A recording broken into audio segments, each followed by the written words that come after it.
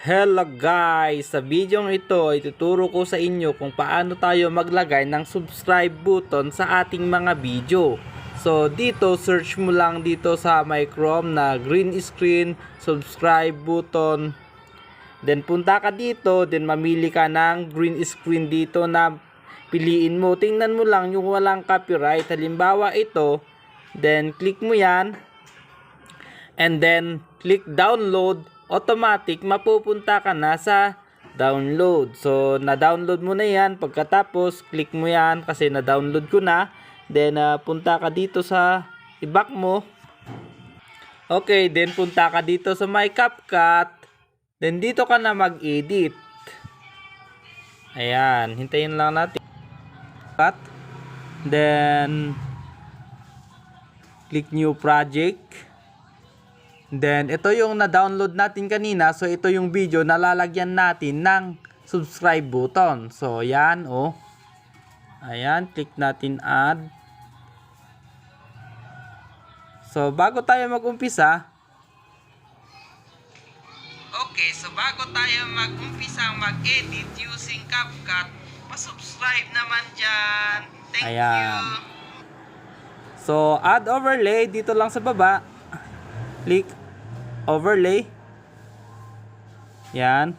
Then mag-add tayo. Nakikita nyo ba? Oh, hindi pa.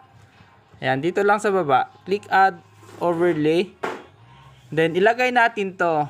Ayan oh. Lagay natin yan. Then click natin tong add. Then pag lumabas yan, okay, diba dito? So, click natin yan.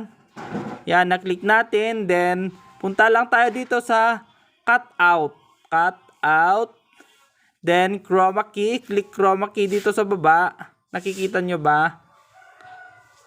Sana nasusundan ninyo. Then, dito. Color picker tayo eh. Ito yung nagpapakita yan. And then, magpipik tayo. So, itapat na lang natin tong green. Then, click intensity. Then, ihila lang natin to. Yan, hila. Then, natanggal na, di ba? Ayan. Then, ipwesto lang natin dito sa baba para hindi sa gitna. Ayan, oh. Then, subukan natin i-play. Tingnan ninyo. Ayan, hindi ko na i-play kasi siyempre nagsasalita ako dun eh. Ayan, ganyan lang lumabas.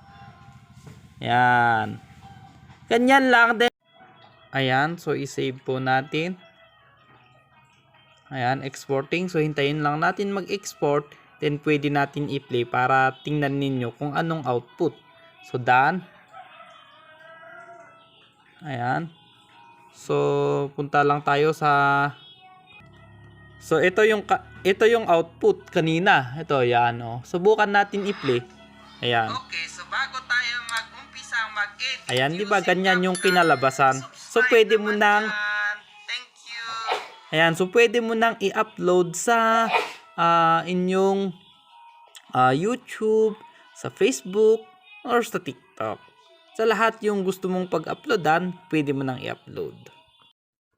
Para updated ka sa ating YouTube channel, please don't forget to subscribe. Bang!